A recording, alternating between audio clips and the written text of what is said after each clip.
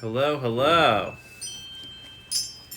We are just getting started to read chapter 3 in our continuing saga known as Dolly, My Life, and Other Unfinished Business. The first two chapters will be available this weekend if you want to catch up on YouTube. We have Willow here who is trying to entertain you while we get our video going. Again, we just finished reading chapter 1 and 2 earlier this week. Can we take the monster? I think so. Come on, little lady. I think so. Oh, let's go have some fun. Oh, yeah. Oh, I think so. Everyone wants to see the baby, but, the baby doesn't want to read along. Oh, I'll get you a sandwich. Okay. So chapter 2, we've only got one viewer right now, so we'll just kind of wait a couple minutes. So hopefully whoever that viewer is at this point, don't know which one of you has stayed along, is having a great week. Anyone do anything exciting? Do any new crafting at home? Clean your closets? Or we've moved on from cleaning closets? Hi! How are you guys doing over there in Redondo Beach? I will do a quick recap also on what chapter 2 consisted of, but even I have to think about it. It was more about Dolly Parton's childhood. There was a whole section on how her uncle was a jokester and convinced them to grow ponies using horse manure. That was quite riveting. It turns out my mother was watching last time and she convinced my sister's child that they could grow a pony once this quarantine situation was over. So we're learning something. We're all definitely learning our skills and talents. Again, if you are just joining us, we're getting ready to start chapter 3 of Dolly, My Life, and Other Unfinished Business. You don't necessarily have to be watching this live video. You could set it down, you could go clean, you could just have it playing in the background because there's, I'm not doing anything too wild on the screen. But, okay. Again, we're still young. Hi there, Esther Shop again. We've got a return viewer. We've got a few return viewers. Again, we're still in Dolly's childhood, growing up in the mountains, the Smoky Mountains, back east. We're learning a little bit about all of her siblings. Chapter 3, though, I'm just going to start us. Okay. And once again, also, I'll mention this at the end of this video, we've been requested many times to post these videos on a full-time feed, so we are working on getting a YouTube page up and running. We just wanted another day of video so that we could have something for people to go back and watch other than just one video. Anyways, here we go. Chapter 3. Even when a day's work was over for us kids, it wasn't over for Mama. In fact, it never was until she went to bed. I was never quite sure when that was because she was always up and working when I went to sleep. It seemed like she always had a small baby and was pregnant with another one. We used to say she had one of her own and one in her. So she had one on her and one in her. For all of her young life, people have often said that we put Mama up on a pedestal, to which I always reply, "Shoots! That's the only way we keep Daddy away from her." Mama had a way of sensing which one of us kids needed a little extra attention, which one might need a little down, which one might be a little down. One way she had of treating this was to make stone soup. She would sometimes announce that we were having stone soup for supper and send us all out to pick out a pebble. I'm very interested to see where the stone soup is going. I feel like I've heard about it before. Maybe it's a new recipe we're going to try. That wasn't part of the book. I was just sidebarring. We would scour the countryside. This is part of the book. We would scour the countryside looking for just the right rock, just the right degree of smoothness, the right weight and color. We took it seriously as if the stones actually had some power to make the soup better. I suppose that many kids believe a rock can make soup taste better. It can. I always looked for streaks and patterns in my pebble. I would sometimes follow Daddy as he plowed the fields and pick through the fresh, warm dirt for the shiny rocks that would be turned up. I went out every day knowing that some real treasure would come to the surface. that would pay the way out of poverty for all of us. That dream did come true in a way, and I have never felt naive of having dreamed it. On these days behind the plow, I would pick out rocks that seemed to have that stone soup magic feel to them and squirrel them away. So when Mama put out the call, I would usually just head over for my stash. When we had all found a rock and come back to the kitchen, Mama would look at each stone and talk about its merits and how well each child had done in discovering it. Then, without fail, she would choose the rock found by the neediest of us. She would scrub it clean and put it in the old black kettle as it boiled on the stove.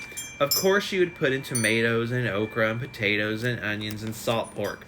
She would explain to her wide-eyed brood of rock collectors that these things just added a little extra flavoring to the natural goodness of the stone. I can remember the feeling of having my stone picked to go into the soup.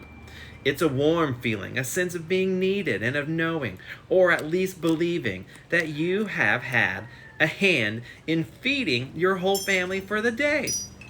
Again, we are reading Dolly, My Life and Other Unfinished Business. For those of us that are joining, we're in chapter 3. We're just now reading about stone soup. In that sense, there was a magic in those stones and a lot of wisdom in that mother. Mama used to make quilts on a big old quilting frame by the light of a kerosene lamp. All of us kids would sit around and watch her and listen while she sang old-timey mountain songs or told Bible stories. I will never forget the sound or her lone voice resounding sweetly off the stones of the fireplace as she sang. Farther along will know all about it. Farther along will understand why. Cheer up, my brother. Live in the sunshine. We'll understand it all by and by. I guess if you wanted to tie this to now, you could consider that song that you could sing to yourself right now in this time of self-isolation, quarantining, and lockdown. Back to the book. She had ways of making us go to bed and, the more difficult problem, staying in bed. She told us scary stories about old scratch eyes and raw head bloody bones. In all my life, I have never seen or heard anything more horrifying than the image I used to have of raw head bloody bones. Mama would tell us that raw head would get little children who didn't go to bed when they were supposed to. Even those among us who were old enough to suspect she might be making up all this didn't want to risk it. I wouldn't want to risk it. It sounds terrifying. If we were ever slow in getting to bed, all Mama had to do was sneak outside and scratch on the window. Screeching on that window screen one time, and we would all hit the covers like ground squirrels diving into their burrows. It is no wonder so many of us peed in the bed. I probably would pee in the bed too if I was told that story.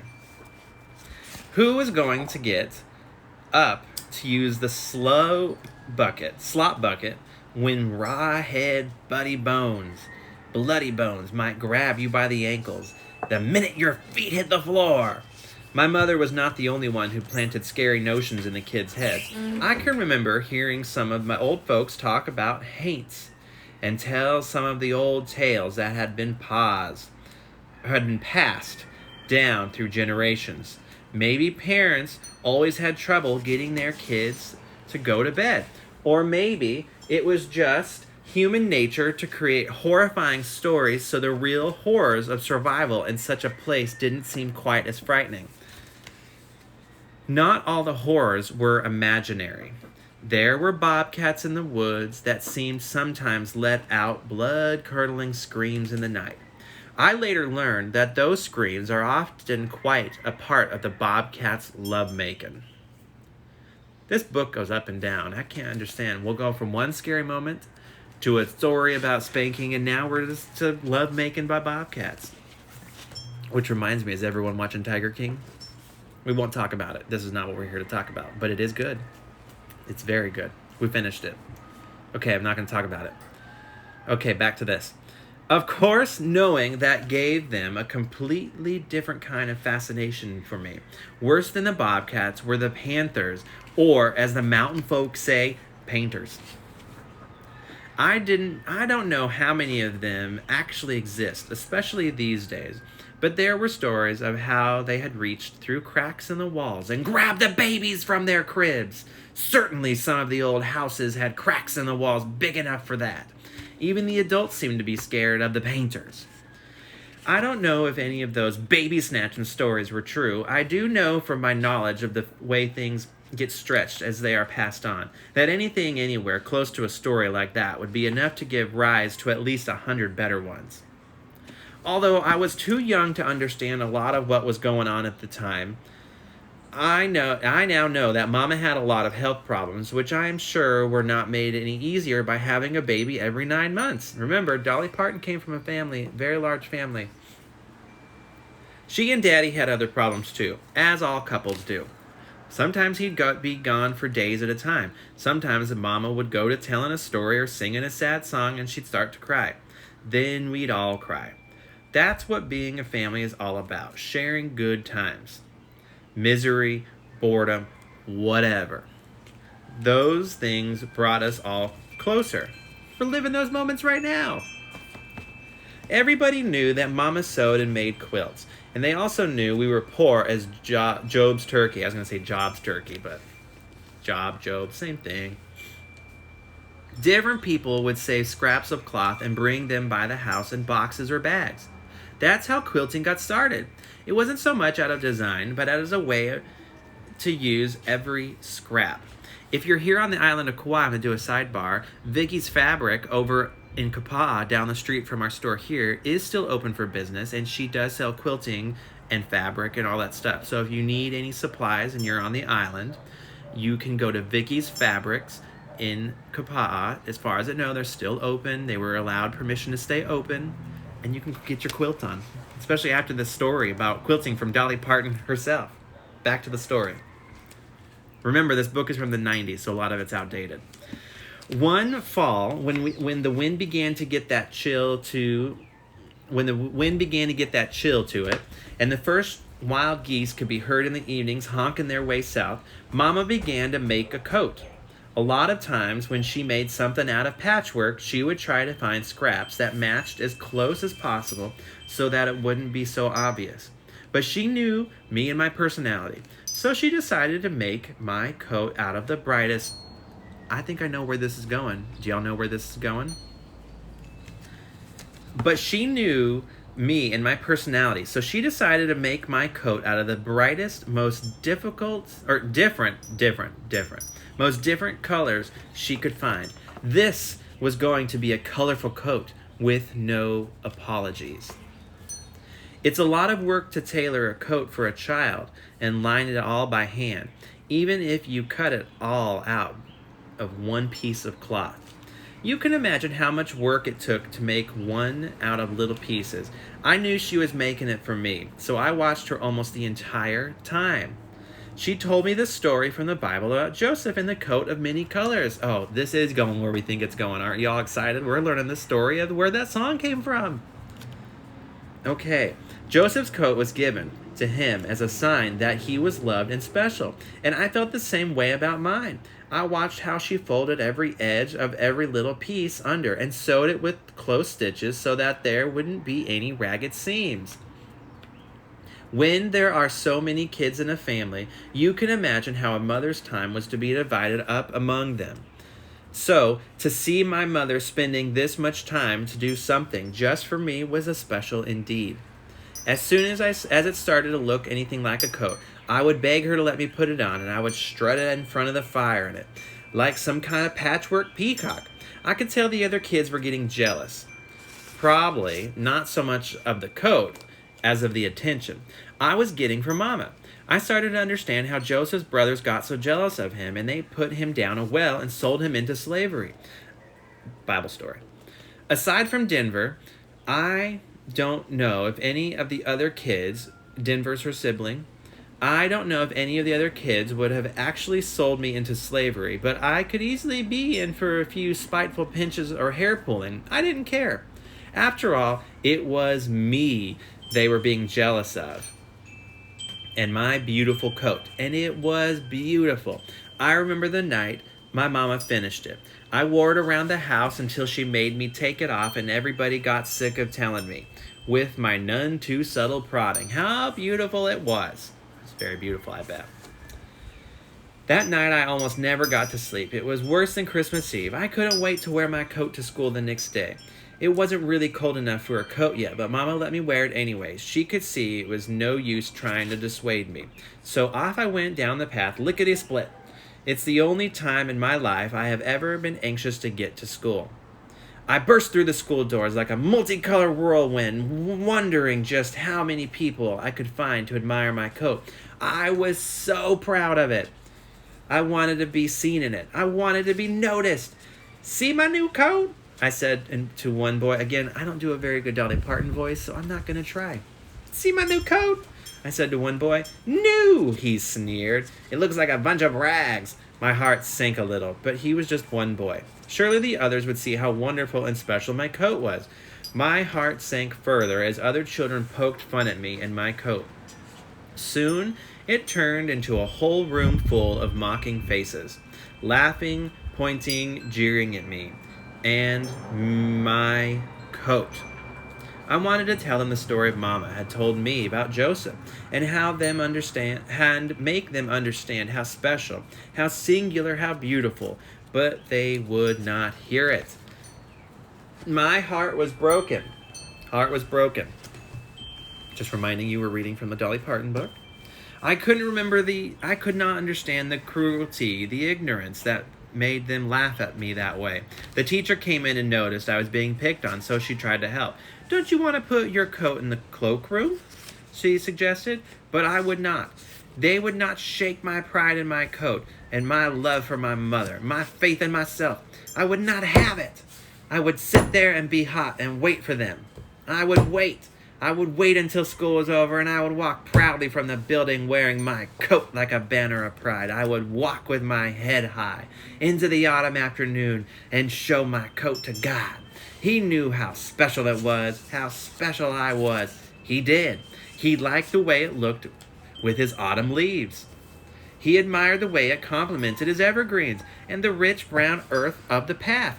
He watched carefully to catch glimpses of it from the sides of the clouds as I marched home proudly. He loved the way it looked on his Dolly Parton. As painful as it was, that experience at school that day was a great blessing to me. It was what inspired me years later.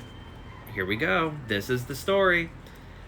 As painful as it was, that experience at school that day was a great blessing to me. It was what inspired me years later to write the song that has become my signature piece, Coat of Many Colors. That is still my favorite song that I ever wrote or sang. It also was a big hit, and that did a lot to help me forget that early pain. It's amazing how healing money can be. After the song had become a big hit and had done so much for my career, I wanted to go back home and repay Mama for all the love she had sown into my coat. I said, Mama, let's go to Knoxville. I'm going to buy you a mink coat. Mama is the type of person who is somewhat uncomfortable about somebody making her an offer like that. At first, she came back with the joke. It's bad enough we have to eat like varmints. I don't want to have to start wearing them. Then she took a more serious tone as she said, Shoot, where would I wear a mink coat? To a pie supper? Give me the money instead. So I did. The beginning of school was also the time for Daddy to get all of us a new pair of shoes to wear throughout the fall and winter. Transportation was a big problem, and Daddy was not about to drag all of us into town with him. He usually only went about once every 6 weeks or so, and it was easier for him to just ride our plow horse by himself.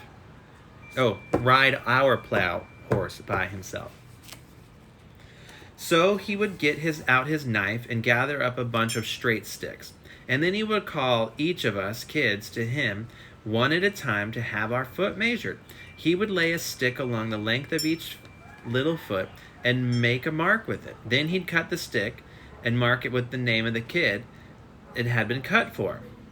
Off he'd go with his pile of sticks, either to town or George Franklin's store, and he'd put the sticks inside the shoes until he found a pair to fit each of us.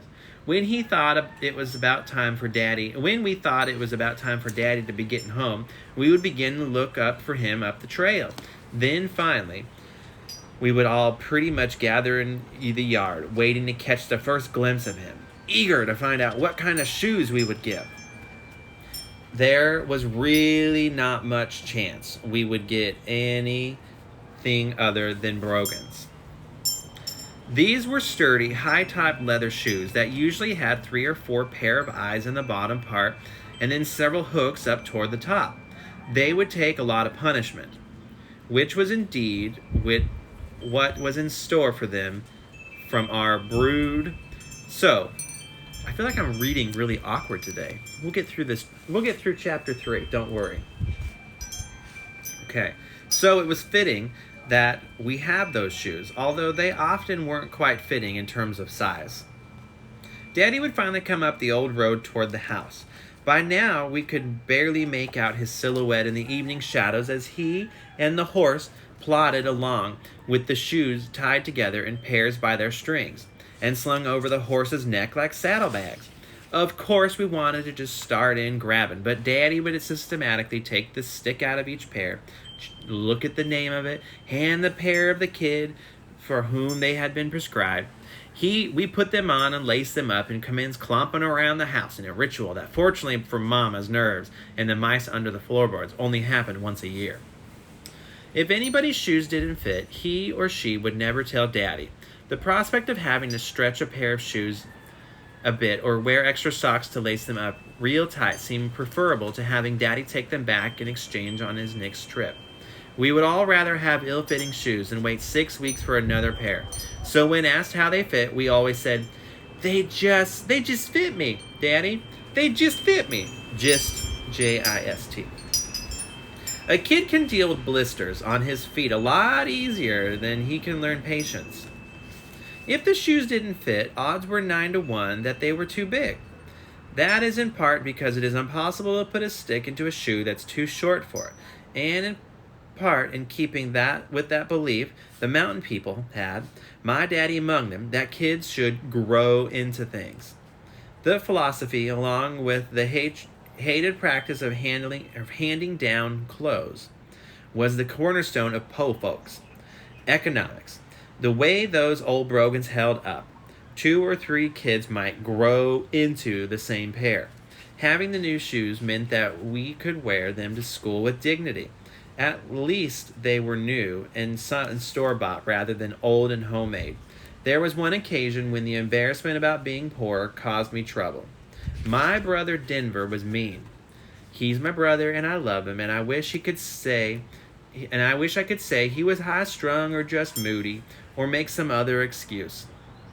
But the fact is, he was just plain mean. We were close to each other in age and were always thrown together at school and elsewhere. This proximity caused us to fight like 2 ill-tempered badgers whose tails had been tied together by a mischievous child, perhaps a mean little boy like Denver. It should be noted that Denver had softened over the years. We are good friends now, and he even named his daughter Dolly Christina in my honor. Back then, though, the only thing he wanted to honor me with was a black eye. I have to say on his behalf, though, that he was honest. Denver was in the same room with me in school, and this galled him, just galled him. By this time, we were taking a bus to a public school where there was a lot of kids who were much better off than we were. On one particular day in health class, the teacher asked each of us to stand up and tell what we had had for breakfast that morning. As I sat waiting for my turn, I became more and more embarrassed about the fact that all we ever had for breakfast was biscuits and gravy. Other kids were recalling glorious breakfasts of eggs, sausage, bacon, orange juice, and all kinds of things that seemed wonderful and luxurious. I hated my biscuits and gravy. I wanted to gag them up and poverty along with them. I was not above a creative stretching of the truth to get me out of an uncomfortable situation. When it came my turn, I made up a list from what the other kids had named of all the things that sounded the most appealing. Oh, I had eggs and waffles and orange juice and sausage and cornflakes. I went on. Even as I made up my damn breakfast, I could feel Denver's eyes burning holes in my back. I had forgotten he would be next in line. Damn alphabetical order. I knew he wouldn't lie. Especially not to save me. What's he gonna do? I worried even as I wrapped my imaginary menu. We are Chapter 3, Dolly, My Life and Other Unfinished Business, published in the mid-90s. I finished detailing a breakfast good enough for 3 rich kids, and then sat down to await my fate at the hands of the hateful Honesty Denver. I was going to be showed up as a liar. Worse yet, a poor, gravy, biscuit-eating liar. And what did you have, Denver? Asked the teacher. I cringed. He stood up quickly and simply said, I had the same thing that she had. This, of course, was the truth. He had, in fact, had the same pitiful briskets and gravy I had. For a few moments, I allowed myself to think that my brother had actually come to my rescue in a tight spot. But then his first grinding into my back told me I was living in a dream world. Oh, his fist was grinding. I said it wrong first. It's fist. So let me read that again. But then his fist grinding into my back told me I was living in a dream world. Not only did he beat me on my way home, he also told Mama and Daddy that I had lied at school, causing me to get a whipping when I got home. I was often accused of tattling myself. I can say in my own defense, because I am the one writing this book and not Denver, that I didn't tell things out of desire to get others in trouble. At least not most of the time. I usually told out of the sheer excitement and my inability to contain anything I found interesting. Once Mama and Daddy had gone to town and left Willadine in charge. Willadine is another sibling. Remember, large family. Dolly Parton was in. We looked all over the house for something to get into, and finally discovered that we had cocoa, sugar, butter, and milk, all the makings of chocolate candy. A committee was formed to pester Willadine into making the candy. It did its job well. After about 30 minutes of, please, Dean, please, she gave in on the condition that nobody tell Mama and Daddy.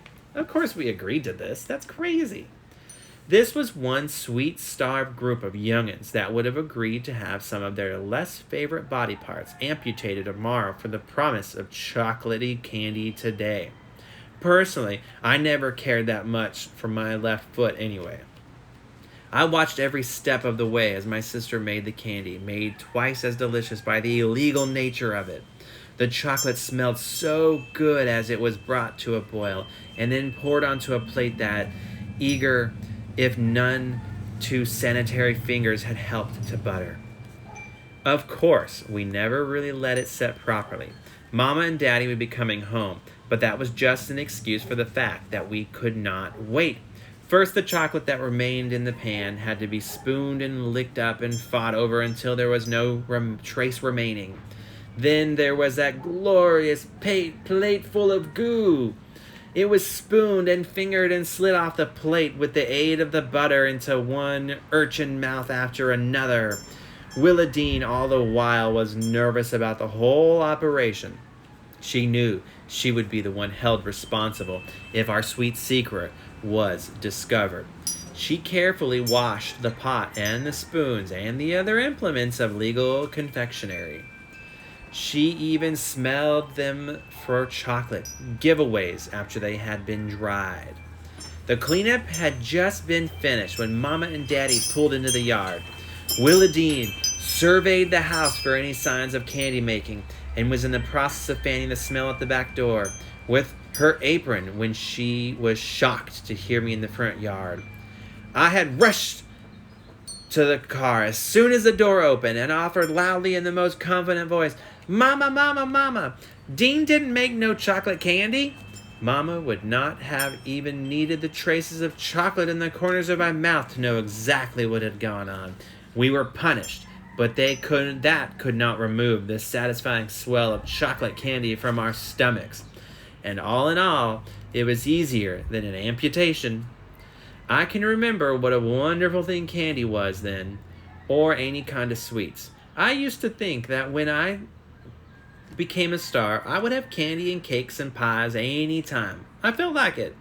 One need only look at the width of my butt in the best little whorehouse in Texas to know that I kept that promise to myself, at least for a while. Wouldn't it be something if we could have things we love in abundance without their losing their special attraction, the want of them held for us? And that is the end of chapter 3 today of our continuing saga known as Dolly, My Life and Other Unfinished Business. I feel like if there was a way to flip the screen, but I can't figure it out right now. Oh, there it is. We can see the title backwards. Because I feel like everyone gets to see the title backwards only. So that's the book we've been reading. We just finished chapter 3. I'm going to turn this over. Oh, and it's backwards. So we will be back, not tomorrow, but the next day. So remember, our schedule is every other day we read a chapter. We have 18 chapters. We've done 3. So we'll be back on Saturday, 10 a.m. Hawaii time. That is 1 p.m. Pacific. Yep, 1 p.m. Pacific. And then that would make it 4 p.m. on the Eastern time. And as our slogan says, the other time zones you got to figure out because I can't do all that math for you. Thanks, and we'll see you later.